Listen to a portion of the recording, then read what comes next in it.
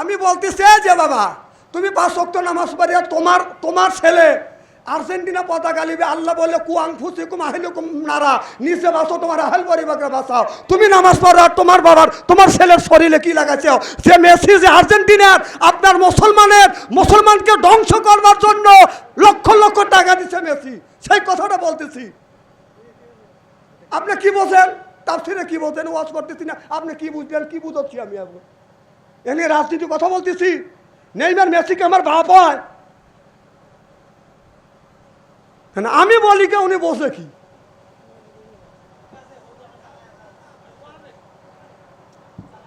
আচ্ছা আপনি শোনেন, নামাজও পরে সুদ খান, আল্লাহ কি আপনাকে জান্নাতে দিবে? ওইটি আর এইটার মধ্যে বেশি তফাৎ নাই। তা আপনি নামাজ পড়তেছেন, আপনার ছেলে আর্জেন্টিনার পক্ষ লিছে, মারামারি করতেছে, আপনি রোজা রাখতেছেন, হজ করতেছেন, তারা ব্রাজিলের পক্ষ লিছে, এ কথা আমি বলবো না, আপনাকে বাঁচান লাগবে না? আপনি এসে একটু ওয়াজ করে বুঝুন তো দেখি কি ওয়াজ কাক কয়। শীত করে বাড়ি ভালা এন্টারটাইনে আনোহলা পর্যন্ত নিয়ে গেলে 4টে কুলের একটা কুল জানে না, শুদ্ধ করে বলার তো নাই, আর আমার তাই ওয়াজ করেন। তোমার কাছ থেকে আমি শিখবো নাকি? আমার সামনে যদি আউযুবিল্লাহ বিসমিল্লাহ যদি বলতে পারো 1000 টাকা দেবো, সই শুদ্ধ পাবে। আছো তুমি কও ওয়াজ করো, সাহস কি? যে আউযুবিল্লাহ বিসমিল্লাহ পড়তে পারলে চেয়ারম্যান সামনে 1 লক্ষ টাকা সই শুদ্ধ ভাবে যদি পড়তে পারে 1 লক্ষ টাকা দিয়ে দেবো। আছো আর তুমি কও ওয়াজ করো।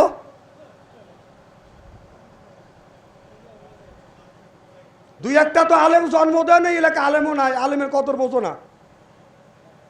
তোমার বিয়ে পড়েছে আলেম, যে বউ নিয়ে ঘুমাচ্ছ ওই বউকে কলমা পড়ে বিয়ে পড়াইয়া তারপরে জায়েজ করে দিছে। আজকে আমার ছেলেরা, আমাদের সোনার ছেলেরা, বাংলাদেশের ছেলেরা, আজ যেখানে আর্জেন্টিনা ব্রাজিল খেলা, পতাকা 1.5 মাইল 2 মাইল 2.5 মাইল 7 মাইল পর্যন্ত জমি বিক্রি করে 7 মাইল পর্যন্ত পতাকা টানাইছে। যে আর্জেন্টিনার ব্রাজিল, যে মেসি আর নেইমারের জন্য পাগল হয়ে গেছেন, এটা তালাশ করে দেখেন। ইহুদিদেরকে এই নেইমার এই মেসি আপনার লক্ষ লক্ষ কোটি কোটি টাকা দিয়ে আপনার ইসরায়েলকে সহযোগিতা করেছে মুসলমানকে শেষ করবার জন্য। সেই মেসির কাপড় পরে, সেই মেসির সমর্থ করে আপনি বাবা 5 ওয়াক্ত নামাজ পড়েন, আপনার ছেলে মেসির সমস্ত করে, আপনি 5 ওয়াক্ত নামাজ পড়েন, আপনি হজ করে আসছেন, আপনি যাকাত দেন, আপনার ছেলে সেই আর্জেন্টিনার আর ব্রাজিলের পতাকা গা দিয়ে আপনার সামনে দিয়ে করে, আপনি বাবা না, আপনি মানুষ না, আপনি জানোয়ার। আপনাকে জানোয়ার বললে শুধু হবে না, আপনাকে কুত্তাও বলা যাবে। এ কথাকে আমি বলছি, এ কথা বলছে আল্লাহ। আল্লাহ বলছে ফামা সালাহু কামা সালাল কাল্ব, কাল্ব মানে কুকুর। তাহলে আল্লাহ বলছে ওকে মানুষ না, শুধু মানুষ না, জানোয়ারও বলা যাবে, শুধু জানোয়ার না, ওকে কুত্তাও বলা যাবে। আপনি বাবা 5 ওয়াক্ত নামাজ পড়তেছেন, আর সে আর্জেন্টিনা ব্রাজিল এরা সহযোগিতা করতেছে ইহুদিদেরকে মুসলমানকে ধ্বংস করবার জন্য, আর আপনার বাড়ি থেকে আপনি সমর্থনে এই তিনে মারামারি করতেছেন। আপনি বল খেলা দেখেন, আমার আপত্তি নাই। এই বল খেলার মধ্যে নেকিও নাই, গুনাও নাই। আমার কথা কি বুঝতেছেন? আমি কি বল খেলা দেখা নিষেধ করতেছি? বল আপনি খেলেন, 1 বার দেখেন, 2 বার দেখেন, 10 বার দেখেন, 1 কোটি বার দেখেন, 2 কোটি বার দেখেন, আমার আপত্তি নাই। আপনি কেন নেইমার আর মেসির পক্ষ নিলে? ও তোমার দাদা হয়? হ্যাঁ, আপনার ছেলে নেইমার আর মেসির পক্ষ নিয়ে রাস্তায় রাস্তায় মারামারি করতেছে। এই যে গতকাল আমাদের ওখানে মারামারি হয়েছে, একজন বলতেছে ওই বাপ দাদার আমলে তোমরা নিশা 5টা বিশ্বকাপ, ওই যে 14 সালে ফুটবল খেলে, 14 সালে ফুটবল খেলে হয়েছে, খাইছে আপনার 7 আপ। কথা বুঝতেছেন না?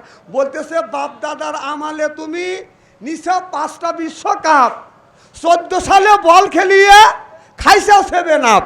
আমার কথা কি বুঝতেছেন? খালি খালি পাতিল বাজে, বেশি গল্প করিও না। তারপরে বলতেছে যে বিশ্বকাপ মেসি নিয়ে নেইমারের সামনে দিয়ে রঙ কইরিয়া হাইতে যায়, দেখে নেইমারের বুকটা ফাইতে যায়। যেই এই কথা বলছে বক্সেন মারছে, দাঁত ভেঙে গেছে। দেখছেন? ও বলছে যে বিশ্বকাপ খেলে একজন 7 খান গোল খাইছে, তাক কয় হলো 7 আপ, আর আরেকজন কবে জানি 3 খান খাইছে, তাক কয় 3 পিস। এটি নিয়ে মারামারি পর্যন্ত করে বাংলার জমিনে এই সোনার ছেলেরা আপনার মারামারি করে এখনো হাসপাতালে রয়েছে। কোন তা আপনি বাবা আপনার বাড়ির কারেন্টের বিল দিচ্ছেন, আপনি ওয়াইফাই বিল দিচ্ছেন, আপনি তাই আপনার কারেন্ট দিয়ে আপনার ওয়াইফাই দিয়ে আপনার ছেলে আপনার বাড়ির বসে নেইমার মেসির পক্ষ নিয়ে মারামারি করতেছে, তর্ক করতেছে, আর আপনি বাবা মসজিদে যা ফ্যাক করে বেবাচ্ছেন জান্নাতের জন্য। আপনি জান্নাতে যায় আপনার বাঠান যদি আল্লাহ না পাঠাচ্ছে। আপনার ছেলে মেসির জামা গায়ে দিয়ে নেইমারের গেঞ্জি গায়ে দিয়ে আপনার চোখের সামনে দিয়ে করে আপনি 5টা মনে একটা কথা বললেন না। আপনার বাড়ি খায়, আপনার বাড়ি থাকে, আপনার ভাত খায়, আপনার বাড়ি থাকে, আপনার ঘরে ঘুমায়, আপনি একটা কথা বললেন না, শাসন পর্যন্ত করলেন না। জামার বাড়ি থাকে তুই নেইমার মেসির আর্জেন্টিনা ব্রাজিলের এরপরে পতাকা আমার বা দুরালি আর তারই গেঞ্জি গায়ে দিস। একটা কথা বললেন না। আপনি বেহেশতের রাজনে রেডিও আছে যায়েন, আল্লাহ ফেরেশতাকে রেডি করে রাখছে। এই যে বাঠাম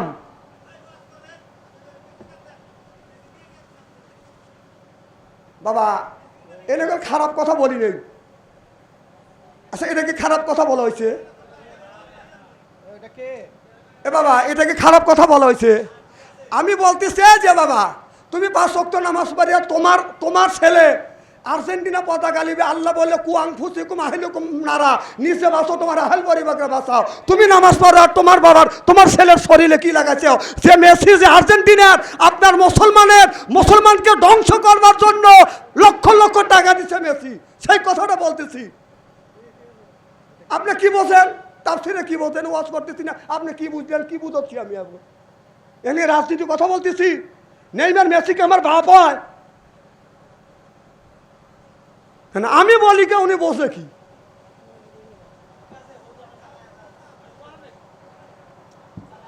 আচ্ছা আপনি শোনেন, নামাজও পরে সুদ খান, আল্লাহকে আপনাকে জান্নাতে দিবে। ওইটি আর এইটার মধ্যে বেশি তফাৎ নাই। তা আপনি নামাজ পড়তেছেন, আপনার ছেলে আর্জেন্টিনার পক্ষ লিছে, মারামারি করতেছে, আপনি রোজা রাখতেছেন, হজ করতেছেন, তারা ব্রাজিলের পক্ষ লিছে। এ কথা আমি বলবো না, আপনাকে বাঁচান লাগবে না।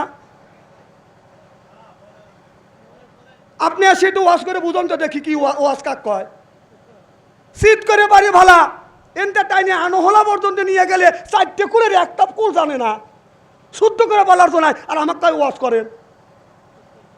তোমার কাছ থেকে আমি শেখবো নাকি?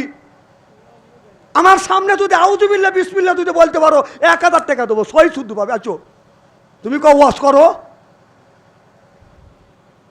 সাহস কি? যে আউযুবিল্লাহ বিসমিল্লাহ পড়তে পারলে চেয়ারম্যান সামনে 1 লক্ষ টাকা সই শুদ্ধ ভাবে যদি পড়তে পারে 1 লক্ষ টাকা দিয়ে দেবো। আচ্ছা আর তুমি কও ওয়াজ করো।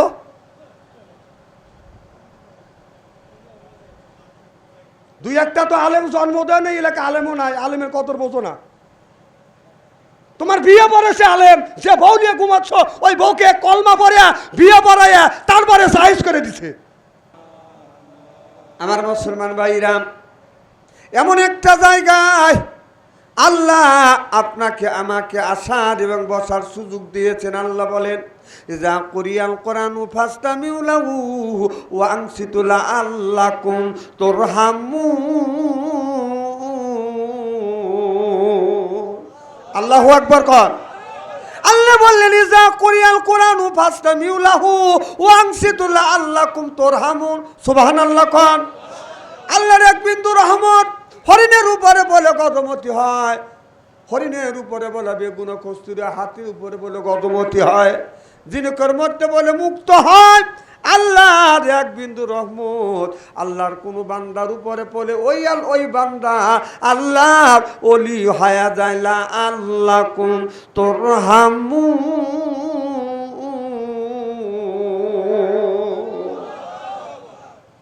খালি বোঝা গেল যে আমরা আল্লাহর একটু রহমতের প্রত্যাশা নিয়ে কোরআনের মাহফিলের মধ্যে বসেছি, আল্লাহ যেন আমাদের জীবনের সব গুনাহ মাফ করে। আর আমি মন্তব্য করলাম, এই আশুরার মাসে, আশুরের দিনে আপনার গ্রামের মধ্যে হাজার হাজার লোক থাকতে আমাদের কতিপয় কিছু মানুষকে আল্লাহ রাব্বুল আলামিন যাচাই বাছাই করে কোরআনের মাহফিলের মধ্যে আসা এবং বসার সুযোগ করে দিয়েছেন। আমি মন্তব্য করলাম, আপনারা জান্নাতে যেতে পারবেন, জান্নাতে যেতে পারবেন ইনশাআল্লাহ। আমার ভাইরা আমার, আমরা যারা কোরআনের মাহফিলের মধ্যে আসছি আল্লাহর বান্দা, আর করবো না কোনো রকমের দান্দা, কোরআনের সাথেই থাকবো বান্দা, এই জন্য হয়ে গেছি আমরা আল্লাহর বান্দা। আর কোরআনের মাহফিলের মধ্যে আমরা যারা আসছি আল্লাহর বান্দি, আর করবো না কোনো দিন স্বামীর সাথে জর্গা আর ফোন দিয়ে, কোরআন হাদিসের কথা শুনে বাড়ি চলে যাব হইয়া আল্লাহর খাতি বান্দি। জোরকান আল্লাহু আকবার। আমার ভাইরা আমার, ওই দিকে আমি যেতে চাই না। আল্লাহ এই যে মুহররম মাসের 10 তারিখে আল্লাহ এই পৃথিবীতে আল্লাহ তৈরি করেছেন মুহাম্মদ। মুহররম মাসের 10 তারিখে আল্লাহ হযরত আদম আলাইহিস সালামকে আল্লাহ তৈরি করলেন। আল্লাহ আদম নবীকে তৈরি করবার পর কিছু মাটি বাদান বেঁচে গিয়েছিল। এবার যখন কিছু মাটি যখন বেঁচে ছিল, এই মাটিতে জিবরাইল আলাইহিস সালামকে আল্লাহ বলে, জিবরাইল এই মাটিতে আমি আল্লাহ আমার রহমতের হাতের মধ্যে আমি ধরছি, আমি আল্লাহ তোমাকে হুকুম দিলাম এই মাটিতে নিয়ে তামাম পৃথিবীর জমিনে বিন্দু বিন্দু করে ছড়িয়ে দাও। জিবরাইল আলাইহিস সালাম আদম নবীকে তৈরি করিয়া যেই মাটি বেঁচে ছিল, এই মাটি জিবরাইল আলাইহিস সালাম হাতে নিয়ে পৃথিবীর বুকে বিন্দু বিন্দু করে বাদান ছড়া দিয়েছে। তাতির প্রতিফলন ওই মাটির থেকে আল্লাহ এই পৃথিবীর বাস তৈরি করে দিয়েছে। চিল্লাকান আল্লাহু আকবার। তাহলে বাস তৈরি হয়েছে কোথা থেকে? হযরতে আদম আলাইহিস সালামের মাটির থেকে। সুবহানাল্লাহ, একটু জোরে কর। আমার ভাইরা আমার, এ মুসলমান ভাইরা, আল্লাহর হাবিবের প্রিয় উম্মতেরা, ভালো করে লক্ষ্য করে শুনুন। এই যে শরীয়ত, হকিকত, তরিকত আর মারফত, এই যে 4টা তরিকা বাদান আছে না বাদান নাই? জোরকান আছে না নাই? এই যে এই শরীয়ত, হকিকত, তরিকত বাদান কোথার থেকে আসছে, এই ধারণা দিয়ে আমি একটু আসল দিকে বাদান, ওয়াদের দিকে বাদান রওনা করব। আল্লাহ রাব্বুল আলামিন আল্লাহর নবীকে দাওয়াত করে যখন বাদান মিরাজে নিয়ে গেলেন, আল্লাহর বাড়িতে বাদান নিয়ে গেলেন, আল্লাহর বাড়িতে আল্লাহর নবী যাবে, যাওয়ার সাথে সাথে আমার নবী লক্ষ্য করে দেখে নবীর পায়ে বাদান জুতো মোবারক রয়ে গেছে। আল্লাহ নবী অমনি জুতা খোলবার জন্য চেষ্টা করতেছে। আল্লাহ বললেন, বন্ধুরে জুতা খুলেন না, আপনার জুতোর দুলি পাইয়ে আমার আরজ জন্য হয়ে যাবে। জোরকান আল্লাহু আকবার। তুর পাহাড়ে মুসা নবী জুতা খুললাম, আমার আদেশ পায়, আমার নবীর জুতোর দুলি পাইয়ে আল্লাহর আরজ জন্য হয়। আল্লাহু আকবার কর।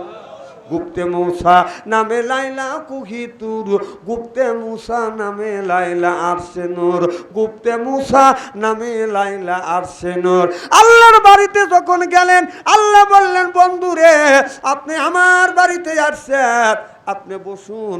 আপনার আত্মীয় বাড়িতে গেলে ও বাদান যাওয়ার সাথে সাথে দেখবেন বাদান আপনার গরমের মধ্যে গেলে, আত্মীয় বাড়িতে গেলে বাদান আপনার একটা বিস্কুট দেয়, চানাচুর দেয়, আর আপনার গুড়ের শরবত, চিনির শরবত, অথবা লেবুর শরবত, অথবা বেলের শরবত দেয়। আল্লাহ বললেন, বন্ধুরে 7 আসমান পাড়ি দিয়ে আপনি আমার বাড়িতে আসছেন, আপনি ক্লান্ত হয়ে গেছেন, আমি আপনার সামনে আপনাকে শরবত দিয়ে আমি পান করাবো। আল্লাহ নবীর সামনে আল্লাহ 4 রকমের বাদান শরবত দিয়েছে। চিল্লাকান আল্লাহু আকবার। কয় রকম? 4 রকমের শরবত। পানি, দুধ, মধু, সারাবান, তহুরা। সুবহানাল্লাহ কর। তাহলে 4টা। একটা হলো পানি, আর একটা হলো দুধ, আর একটা হলো মধু, আর একটা হলো সারাবান তহুরা। 4টে গিলাসে 4টে পিয়ালা আল্লাহ দুধ দেখেছে। বন্ধুরে, আপনি সর্বপ্রথম এই শরবত, আমি আপনাকে শরবত আপ্যায়ন করবো, আপনি শরবত পান করেন। আমার নবী একটা গিলাসে একটা শরবত আপনার হাতে নিলেন, সেইটা হলো দুধের শরবত। আল্লাহর নবী দুধ বেশি পছন্দ করতেন। মুসা আলাইহিস সালাম আল্লাহর কাছে বলেছিল, আল্লাহ তুমি তোমার তুমি কি পছন্দ করো? আল্লাহ বলে, আল্লাহর কাছে মুসা নবী বললেন, আল্লাহ তুমি কি কিছু খাও? আল্লাহ বলে কিছু খাই না। আবার মুসা আলাইহিস সালাম বলে, আল্লাহ তুমি যদি খাইতে কি খাইতে? আল্লাহ বলে, মুসা রে আমি তো কিছু খাই না। বলে, না আল্লাহ আমি জানি তুমি কিছু খাও না, যদি তুমি খাইতে কি খাইতে? আল্লাহ বলে, মুসা আমি আল্লাহ যদি খাইতাম তাহলে দুধ পান করতাম। সুবহানাল্লাহ। এই জন্যই দুধে পানি দিয়েন না, দুধে পানি দেওয়া যাবে না। হ্যাঁ, পানির মধ্যে দুধ দেওয়া যায় আছে। আমার কথা কি বুঝতেছেন? দুধের মধ্যে পানি দেওয়া যাবে না, পানির মধ্যে দুধ দেওয়া 1 কোটিবার জায়েজ আছে। আমার কথা বোঝেন কি না বোঝেন আল্লাহ ভালো জানে। মা বোনেরা, পানির মধ্যে দুধের মধ্যে পানি দেওয়া যাবে না, কিন্তু পানির মধ্যে দুধ দেওয়া যাবে। মা বোনেরা যখন দুধ জাল দিবেন, আগে পানি দিবেন, তারপরে দুধ দিবেন। আর আগে দুধ দিলেন, তাওয়াতে পানি দিলেন, তাহলে দুধের মধ্যে পানি মিশানো নিষেধ করে দিয়েছে কে? আল্লাহ এবং আল্লাহ রাসূল নিষেধ করেছে। তাহলে দুধের মধ্যে পানি দেওয়া হলো, তাহলে দুধের মধ্যে পানি দেওয়া যাবে না, পানির মধ্যে দুধ দেওয়া একবার না 1000 কোটিবার জায়েজ। সুবহানাল্লাহ তো জোরকন। আমার কথা কি বুঝতেছেন? তাহলে দুধের মধ্যে পানি ভাইজান বুঝছে, মানে দুধের মধ্যে পানি দেওয়া যাবে না, পানির মধ্যে দুধ দেওয়া জায়েজ আছে। কথা কি বুঝতেছেন? এই জন্য মা বোনদের এটা বললাম। আমার ভাইরা, আমার দুধের শরবত আল্লাহ নবী পান করলেন।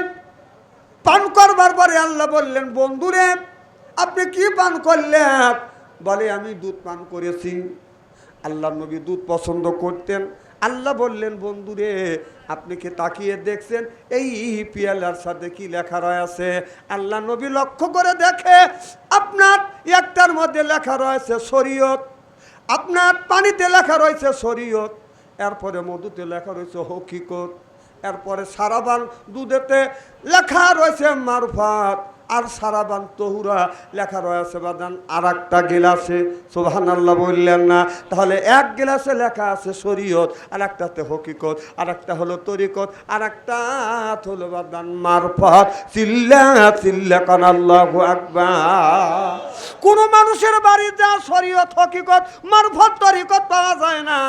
শরীয়ত আর মারফত কোথা থেকে আসছে সেই দৃষ্টান্ত আমি আপনাদের সামনে বাদানে এক এক করে দিব। এবার আল্লাহ নবী আল্লাহ নবী বললেন, আল্লাহ তাহলে তো আমি দুধ পান করে ফেলেছি, তাহলে শরীয়ত তো পান করি নেই, হকিকত তো পান করি নেই, তরিকত তো পান করি না, আল্লাহ আমি পান করেছি মারফত। আল্লাহ বললেন, বন্ধুরে আসলেই তো আপনি মারফত পান করেছেন। এই মারফতের মধ্যে শরীয়ত হকিকত তরিকত সব কিছু আমি আল্লাহ ঢুকা দিছি। সিল্লাকান আল্লাহু আকবার। আল্লাহ আল্লাহ মিকুনা শামসু কামা, আল্লাহ আল্লাহ মিকুনা আরদু জামা, আনতুম আওলানা বাস্তুম মুসলিম কিসানহা, আনতুম আওলানা বাস্তুম মুসলিম হোতা কামহা। জোরকন মারহাবা। আমার ভাইরা আমার, তাহলে এখন আপনি যদি বলেন, হুজুর দুধের মধ্যে শরীয়ত হকিকত তরিকত মারফত 4টে জিনিস কিভাবে ঢুকে গেল? আমি ঢুকই নাই, ঢুকাইছে কে? জোরকান আল্লাহ ঢুকা দিয়েছে। যদি 1 গিলাস যদি আপনি দুধ কিনতে যান, 1 গিলাস দুধ কিনতে লাগবে বাদান আপনার 100 টাকা। কথা বুঝতেছেন না? আর 1 গিলাস দুধ যদি কিনতে যান, ওই 1 গিলাস দুধ কিনতে গেলে বাদান দাম হবে বাদান 200 টাকা। আপনি যদি মাখন কিনতে যান, 1 গিলাস মাখন কিনতে গেলে বাদান 400 টাকা লাগবে। কথা কি বাদান বুঝতেছেন? মাখনের থেকে বাদান আপনার ঘি হয়, ঘি কিনতে গেলে বাদান 1200 টাকা লাগে। আমার কথা কি বুঝতেছেন? এই যে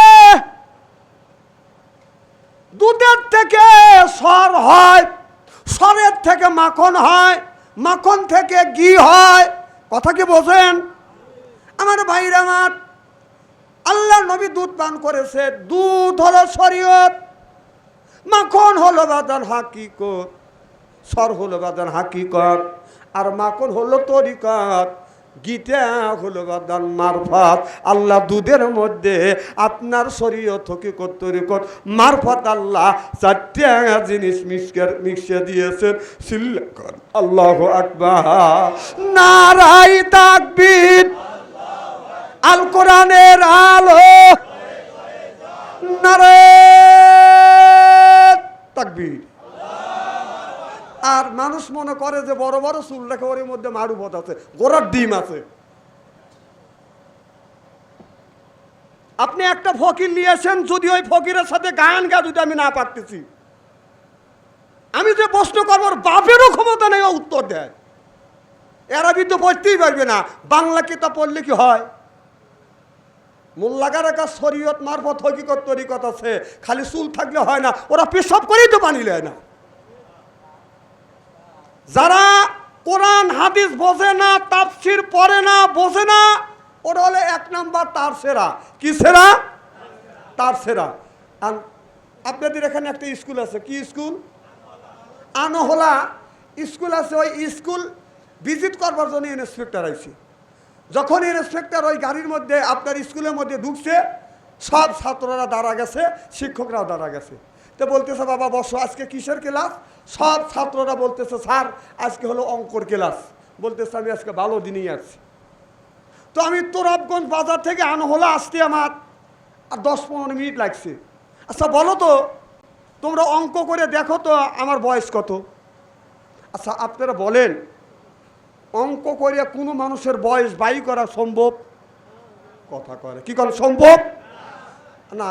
অঙ্ক করে মানুষের অঙ্ক করে মানুষের বয়স বাইশ করা কি সম্ভব? তাহলে নিশ্চয় সে তার সেরা।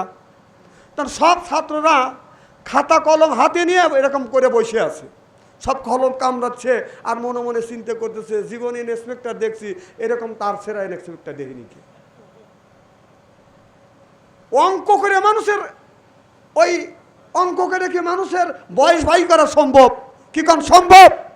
কথা কয় না, কি কোন সম্ভব? তো ক্লাসের মধ্যে কিছু পণ্ডিত ছাত্র আছে, সেই খালি খাতার কলম নিয়ে ফাঁকাফাঁকি করতেছে। তো ইন্সপেক্টরের নজরে পড়ছে, বলতেছে বাবা তুমি কি করো, ফাঁকাফাঁকি কি করো? স্যার আপনার বয়স বের করতেছি। থ্যাংক ইউ, বের করো। তখন কিছুক্ষণ পর বয়স ছাত্রটা দাঁড়া গেছে, যে বাবা দাঁড়ালে কেন? স্যার আমি অঙ্ক করছি, আপনার বয়স বের করছি। আমার বয়স কত? আমি অঙ্ক করে দেখলাম আপনার বয়স হলো 60 বছর। আসলে ওনার বয়সও 60, মানে পয়েন্টে পয়েন্টে পড়ে গেছে। তখন ইন্সপেক্টর বলতেছে বাবা এতগুলি ছাত্র শিক্ষক আছে, অঙ্ক করে কেউ আমার বয়স বাড়ি করতে পারলো না। বাংলাদেশের বহুত স্কুলে আমি প্রশ্ন করছি, জিজ্ঞেস করছি, কোনো ছাত্ররা শিক্ষকরা আমার বয়স বাড়ি করতে পারে না অঙ্ক করিয়া। তুমি কোন সূত্র দ্বারায় তুমি আমার বয়স বের করলে? বা সূত্র ছাড়া তো অঙ্ক করা যায় না। কি কোন সূত্র ছাড়া অঙ্ক করা যায়? কারণ সূত্র আছে। কি সূত্র? সূত্র হলে এই, আমার এক ভাই আছে আধা পাগল, তার বয়স হলো 30 বছর, আপনি হলো ফুল পাগল, আপনার বয়স হলো 60 বছর। আচ্ছা আধা পাগলের বয়স যদি 30 বছর হয়, ফুল পাগলের বয়স কয় বছর? যেরকম ওরা হলো 1 নম্বর পাগল, তার সেরা। মানে নামাজ নেই, কালাম নাই, পেশাব করে কুলুপ ধরে না, রাস্তা দিয়ে হাইটে গেলে মাসি বিনবিন করে, পিছনে গন্ধে। কথা কয় না, হেরা আবার মারফত দেখায়। বাবা মারফত যদি পাইতে চান না, যদি দেখতে চান, আলেমের কাছে যাইতে হবে। আলেম ছাড়া তার কাছে শরীয়ত মারফত হকিকত তরিকত পরিপূর্ণ তার কাছে পাওয়া যাবে না। আমার ভাইরা, এই যে আপনাদের হাজী মজুমদার সাহেব, তার স্মরণে যিনি এই মাহফিলটা চালু করে গেছেন, তিনার কাছেও যদি মারফত হকিকত তরিকত যদি সে যদি হাসিল করে থাকে, আর যদি হাসিল করে যদি থাকে, আশিকে রাসেল ছিল, হাসিল করেছে তিনি একজন আলেমের কাছ থেকে, কারণ তিনি আপনার আজমি শরীফ বাদান বারবার গিয়েছে, চিল্লাকন ঠিক কিনা? আচ্ছা, খাজা মঈনুদ্দিন চিশতি রহমতুল্লাহ আলাহ উনি আলেম না আলেম ছাড়া? উনি কল বিরাট আলেম ছিলেন, তিনি বড় একজন আলেম ছিলেন। আচ্ছা, বাংলাদেশ না গোটা বিশ্বের পৃথিবীর মধ্যে, গোটা বিশ্বের ভিতরে এই পৃথিবীর মধ্যে একটা অলি আল্লাহ দেখান আলেম ছাড়া অলি আল্লাহ হয়েছে? একটা অলি আল্লাহ দেখাতে পারবেন আলেম ছাড়া? একটা অলি আল্লাহ দেখাতে পারবেন আলেম ছাড়া? যারা অলি আল্লাহ তারাই হলো আলেম, যারা অলি আল্লাহ না তারা আলেম হইতে পারে না। আলেম ছাড়া অলি আল্লাহ হইতে পারে না। চুল বড় রাখলেই কি অলি আল্লাহ হওয়া যায়? চুল বড় রাখলে বাড়ি দেওয়া যায়, হ্যাঁ, চুল বড় রাখলে এটা পাওয়া যায়। কথা কি বুঝতেছেন? হাতের উপর হাত এরকম, দয়াল লক্ষ্য রাখিস, আমি এখন অজ্ঞান হব। এর মধ্যে মারফত নাই ভাই, কি কর? মারফত আছে আমার ভাইয়ের আমার। যারা খাবে গাঁজা আল্লাহ দিবে সাজা, যারা খাইবে মদ তারা হারাবে বাদান জান্নাতের পথ, আর যারা খাইবে গুল ওরাই করে বাদান বুল, যারা খায় সিগারেট ওর নাই মুখের বেরেক, যারা খায় বিড়ি ওর ইমানে ধরবে কিরি। ইমান বিড়ি যারা খায় তাদের হাত দিয়ে গন্ধ, মুখ দিয়ে গন্ধ, দাড়ি দিয়ে গন্ধ, টুপি দিয়ে গন্ধ, জামা দিয়ে গন্ধ, লেপ দিয়ে গন্ধ, বালিশ দিয়ে গন্ধ। আমার হয় ছন্দ ওর বউ থাকে কেমনে রে আল্লাহ রে, জরকন ঠিক কিনা? টাটকা বিড়ি খায়া বর মুখের কাছে যখন মুখলে বউ খালি মুখ গুড়ো। তে স্বামী বলে, বিবি তোমার মুখের কাছে মুখলেই তুমি মুখ গুড়াও কেন?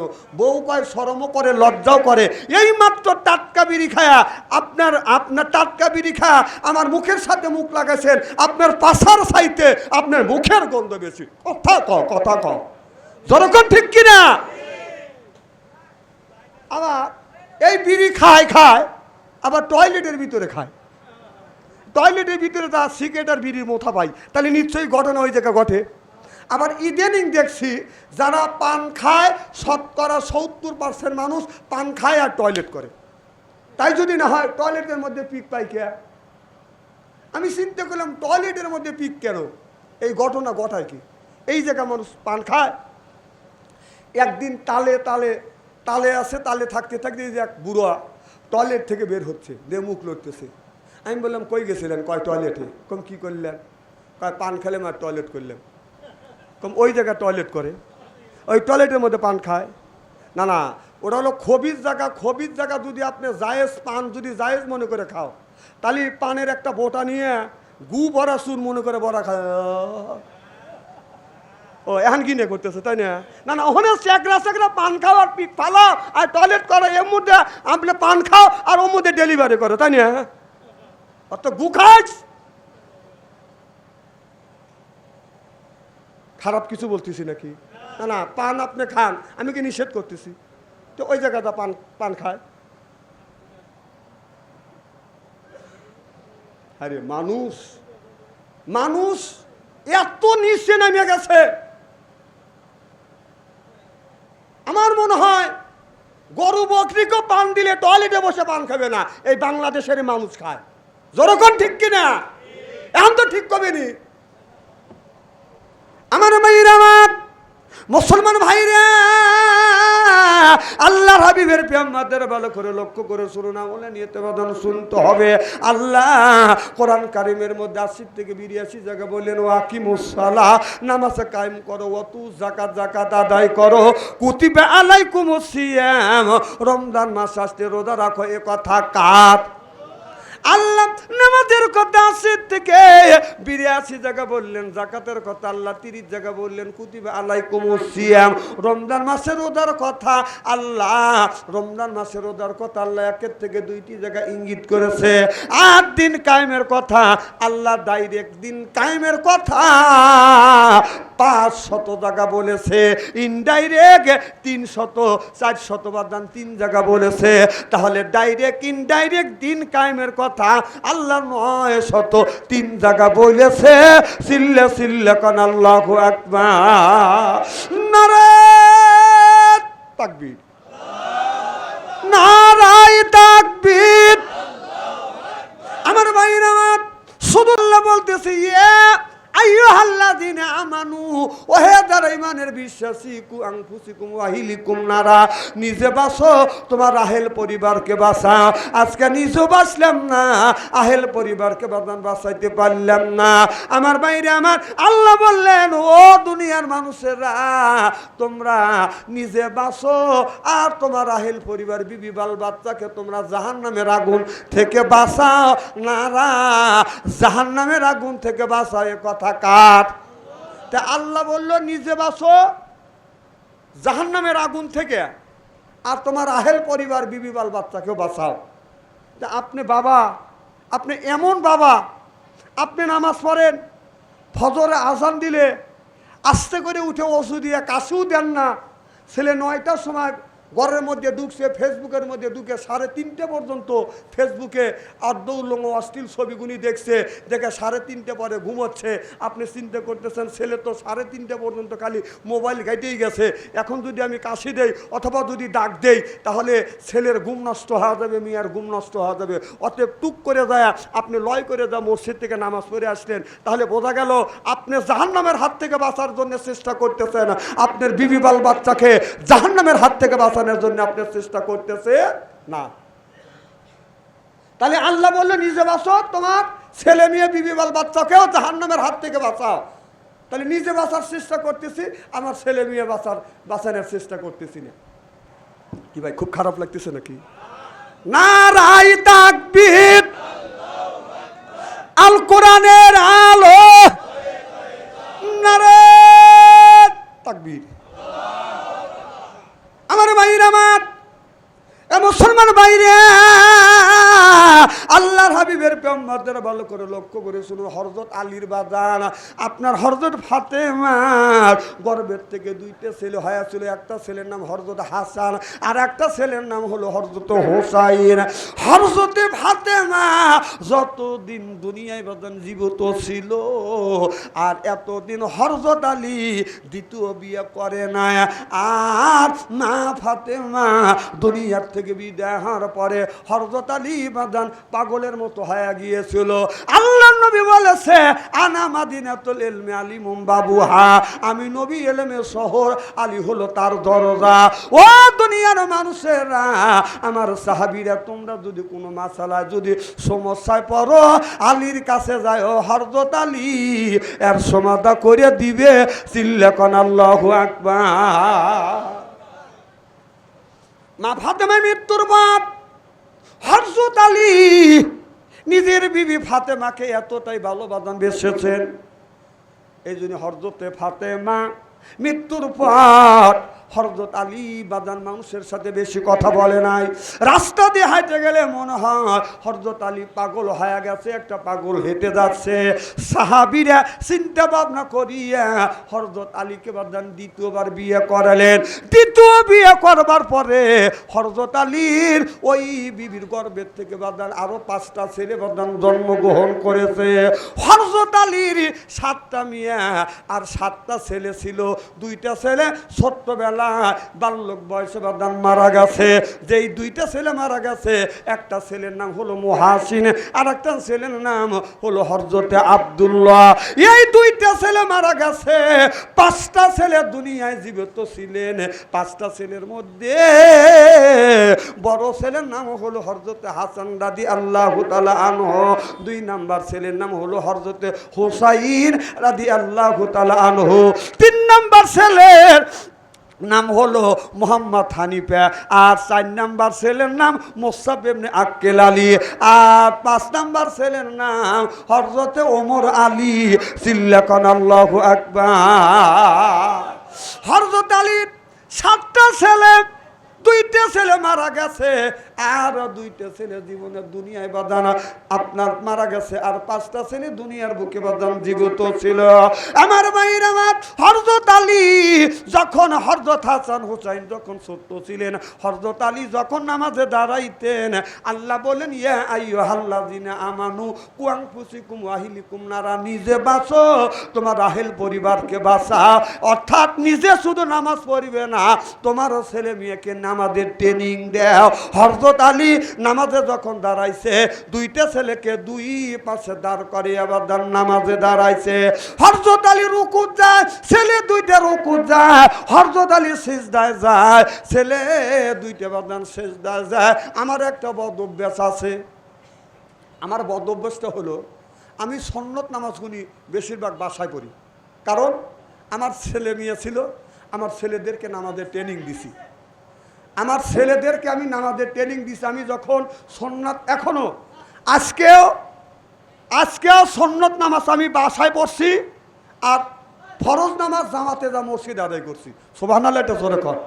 এদিনে আল্লাহ রসুল বলেছেন তোমাদের ঘরটাকে গোরস্থান বানায়ও না, তোমাদের ঘরটাকে গোরস্থান বানায়ও না, ঘরের মধ্যে নামাজ পড়ো। এদিনই আমি যখন নামাজে দাঁড়াইছি, আমার ছেলেদেরকে, এক ছেলে ডাইন পাশে একটা ছেলে বাম পাশে দাঁড় করাইয়া আমি যখন নামাজে দাঁড়াইছি আল্লাহু আকবার বলছি, ছেলেরা আল্লাহু আকবার বলছে। আমার ঠোঁট লড়ছে, দাড়ি লড়ছে, আমার ছেলেরা আমার মুখের দিকে তাকা থেকে ওরা ঠোঁট লড়াইছে। কথা বুঝতেছেন না? ঠিক হযরত আলী ডাইন পাশে হাসানকে, বাম পাশে হোসাইনকে দাঁড় করাইয়া হযরত আলী নামাজ পড়ছে। হযরত আলী রুকুত গেছে, ছেলে 2টা রুকুত গেছে। হযরত আলী সেজদায় গেছে, ছেলে 2টা সেজদাত গেছে। এইভাবে হযরত আলী নিজের 2 সন্তানকে নামাজের ট্রেনিং দিছে। যেরকম সুবহানাল্লাহ। আমার ভাইরা আমার দেখবেন, একটা বিড়াল ইন্দুর দরিয়া নিয়ে, ছোট্ট বাচ্চা বিড়ালকে মা বিড়াল বাদান শিকার করে ট্রেনিং দেয়। ইন্দুরটা ধরিয়ে নিয়ে আসে, বাচ্চা বিড়ালের কাছে এসে বলে বাবা এই যে ইন্দুরটা ধরছি, ইন্দুরটা রেখে দিলাম, তুমি শিকার করো। ইন্দুরটা লয় করে থাকে, আর বাচ্চাটাকে এক হাত দিয়ে এরকম করে বাদান পাশায় একটা থাপ্পড় মারে, আর এখান থেকে আপনার আর একটা হাত দিয়ে আপনার ইন্দুরের পাশায় বাদান এরকম করে ট্যাংলা দেয়। ইন্দুর যখন নড়াচড়া করে, বাচ্চা বিড়াল যাইয়া ইন্দুরের ঘাড় পাইরে ধরে। কথা বোঝেন না? দেখছেন না? কি কোন দেখেন নাই? বাচ্চা একটা ইন্দুর, একটা বিড়াল ইন্দুর ধরে নিয়েছে, নিজের বাচ্চাকে আপনার ইন্দুর সামনে দিয়ে বলে বাবা ট্রেনিং দাও কিভাবে শিকার করা লাগবে। একজন ইন্দুর একটা বিড়াল হইয়া নিজের বাচ্চাকে শিকার করবার জন্য ট্রেনিং দিচ্ছে, আর আপনি বাবা হইয়া আপনি বাঁচার জন্য, জাহান্নামের হাত থেকে বাঁচার জন্য চেষ্টা করতেছেন, নামাজ পড়তেছেন। আপনার ছেলেকেও আপনি নামাজের ট্রেনিং দিলেন না, আপনার ছেলেকে নামাজের ট্রেনিং দিলেন না। আল্লাহ বললেন ইব্রাহিম আলাইহিস সালাম আল্লাহর কাছে বলে রব্বি হাবলি মিনাস সলিহিন, আল্লাহ একটা নেক বেটা দেও। আল্লাহর কাছে যখন নেক সন্তান চাইলেন, আল্লাহ জবাব দিলেন ফাওয়াসারনাহু বিগোলামিন হালিম।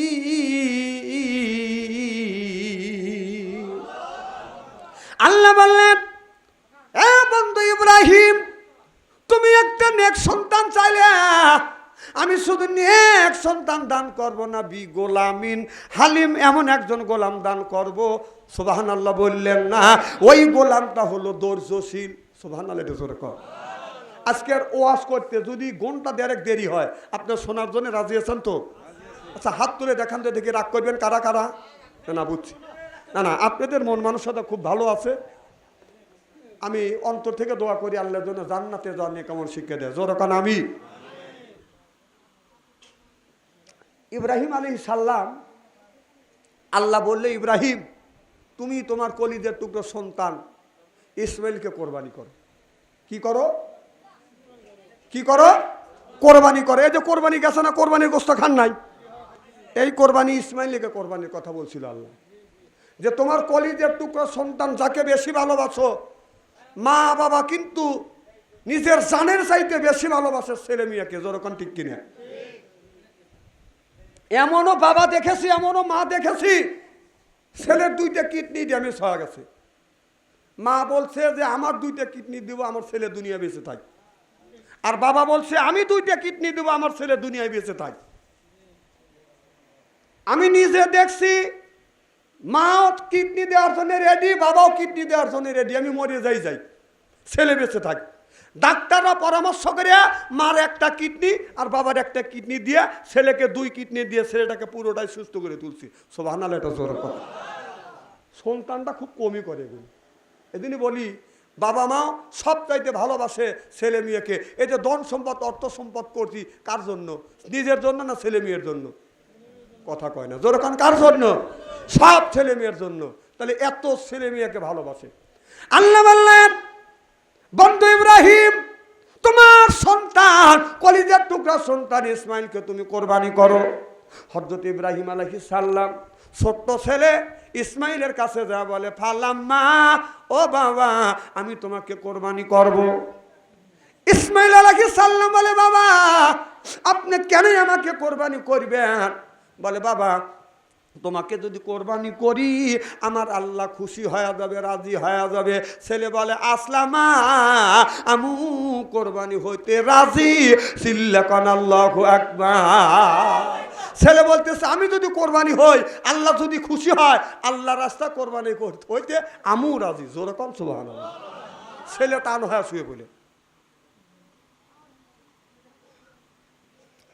আমার ভাইরা আমার, ছেলে যখন টান হয়ে শুয়ে বলেন, হযরত ইসমাইল আলাইহিস সালাম জমিনে টান হয়ে শুয়ে বলে, আব্বা হাত টান করে দিছে, পা টান করে দিছি, গলাটা টান করে দিছে, আপনি আমার গলায় ছুরি চালান। ইব্রাহিম আলাইহিস সালাম ছুরিটা বাদার হাতে নিয়ে যখন বলছে বিসমিল্লাহ আল্লাহু আকবার, এইভাবে বাদার কপালের উপর হাত দিছে, দিয়া যখন ছুরিটা নিয়ে যখন বলছে বিসমিল্লাহ আল্লাহু আকবার, যখন বলছে 2 হাত ছুরির সাথে বাদান লাগাইছে। কথা বুঝতেছেন না? এই ছুরিটা যখন যাচ্ছে, আল্লাহ ইন্নাল্লাহা আলিমুম বিজাতে সুদূর, আল্লাহ বলে জিবরাইল রে তাকিয়ে দেখ, আমার বন্ধু ইব্রাহিম আলাইহিস সালাম নিজের কলিজার টুকরা সন্তানকে কোরবানি করতেছে একমাত্র আমি আল্লাহ আমাকে খুশি করবার জন্য। চিল্লাকান আল্লাহু আকবার। এ জিবরাইল, আমি বাইরের টুক দেখি না, ভিতরের টুক দেখি, বাইরের পোশাক দেখি না, অন্তরের টুক আমি আল্লাহ দেখি।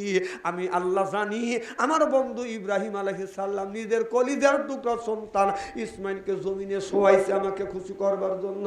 তাড়াতাড়ি যা জিবরাইল, জান্নাত থেকে একটা লোহার টুকরা নিয়ে ইসমাইল আলাইহিস সালামের থুতির নিচে ধরো, আর একটা দুম্বা পাড়িয়ে দাও, ইসমাইলকে তুমি সরাইয়া দাও।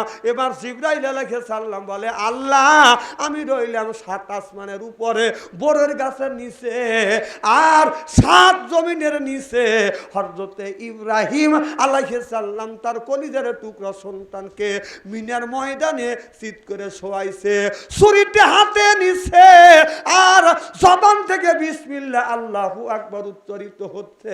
আল্লাহ এত তাড়াতাড়ি আমি কেমন করে যাব? আল্লাহ বললেন তোমারও তাড়াতাড়ি যাইতেই হবে। কিতাবের মধ্যে লিখতেছে জিবরাইল আলাইহিস সালামকে 600টা আল্লাহ পাখা দিছে, 600 পাখা দিয়ে টান মারছে, আসে দেখে আপনার এসে দেখে ছুরি যায় নাই, ছুরি যাওয়ার আগেই লোহার টুকরো থুতির নিচে নিয়ে বাদান হাজির হয়ে গেছে। চিল্লাকান আল্লাহু আকবার। আমার ভাইরা আমার, থুতির নিচে যখন ছুরি এখানে লোহার টুকরা ধরছে, ছুরি যায় ওই জায়গা বাদান যখন বসে গেছে। প্রথম যখন গরুর গলায় ছুরি চালায়, প্রথম ফেসে কয়ে বাদান খ্যাস, এর মানে বাদান পশম কাটে। 2 নাম্বার যখন ফ্যাস দেওয়া হয় তখন হয় ফ্যাস, তখন অনেকখানি কাটে যায়। 3 নাম্বারে যখন ফ্যাস দেওয়া হয় তখন বলে শেষ। সুবহানাল্লাহ, জোরে কর। ঠিক ইসমাইল আলাইহিস সালামকে টান দিয়ে যখন সরাইছে আর দুম্বা যখন বাইরে দিছে, 3টে ফ্যাস দিছে, আপনার কোরবানি হয়ে গেছে। রক্তটা গরম রক্ত যখন হাতে লেগেছে, হযরত ইব্রাহিম আলাইহিস সালাম ভেবেছে নিজের একমাত্র কলিজার টুকরো সন্তান ইসমাইল কোরবানি হয়ে গেছে। আপনার চক্ষু বন্ধ করিয়া আকাশের দিকে তাকাইয়া বলে, আল্লাহ তুমি কি আমার বেটা ইসমাইলকে কোরবানি করছি, তুমি কি খুশি হইছো, কবুল করেছো? আল্লাহ বলে, বন্ধু চোখ খোলো, তোমার কোরবানি আমি কবুল করছি। চোখ খুলে দেখে হযরত ইসমাইল পাশে দাঁড়ানো, আর দুম্বা বাদান কোরবানি হয়েছে। চিল্লাকান আল্লাহু আকবার, নারে তাকবীর। নিজের ছেলে কোরবানি হয়ে গেছে। আমার ভাইরা, আমার কোরবানি যখন হয়েছে, ইব্রাহিম আলাইহিস সালাম বলে, আল্লাহ আমি আমার ছেলেকে কোরবানি করছি, কিন্তু দুম্বা কোরবানি হইল। আল্লাহ বলে, বন্ধু রে, আমি বাইরের টুক দেখি না, ভিতরের টুক দেখি, অন্তরের টুক দেখি। তোমার বাইরে জুব্বাও দেখি না, টুপিও দেখি না, দাড়িও দেখি না। আমি আল্লাহ চিনি হলো অন্তর। সুবহানাল্লাহ বললেন না? অন্তরের থেকে তুমি তোমার সন্তানকে কোরবানি করছো। আমি আল্লাহ চাই না বাবার হাতে ছেলে কোরবানি হোক। আর যদি এই ছেলে যদি কোরবানি হইতো, ইসমাইল আলাইহিস সালাম যদি কোরবানি ফরজ হইতো, ওয়াজিব হইতো, বাপের যদি ছেলে থাকতো, আপনার ওই 4টা ছেলে থাকলে ওই বাবা বলতো, বড় ছেলেকে এই বছর কোরবানি করব, 26 সালে বড় ছেলেকে কোরবানি করব, 27 সালে মেজো ছেলেকে, 28 সালে হলো বাদান 3 নাম্বার ছেলেকে, 29 সালে 4 নাম্বার ছেলেকে কোরবানি করব। এই বলে বাবা বাদান মা বাদান নিয়ত করতেন। আর ওই ছেলেরা ওই 4টা ছেলে চুক্তি করে বলতো, যদি বাবা মাকে বাঁচা রাখি প্রত্যেক বছরে বছরে আমাদের কোরবানি করে দিত। ওই 4টা ছেলে চুক্তি করিয়া বুড়ো বুড়িকে 1 বছরেই কোরবানি দিত। কথা বুঝতেছেন না? 4টে যদি ছেলে কোরবানি হইতো, তাহলে বাপ মা বলতো, আমার 4 ছেলে 4 বছরে কোরবানি দেবো। 4 ছেলে চুক্তি করে বলতো যে বুড়ো বুড়ি যদি বেঁচে থাকে প্রত্যেক বছরে 1 ভাই 1 করে কোরবানি করে কমাইবে, অতএব 1 বছরে জোড়া কোরবানি করব।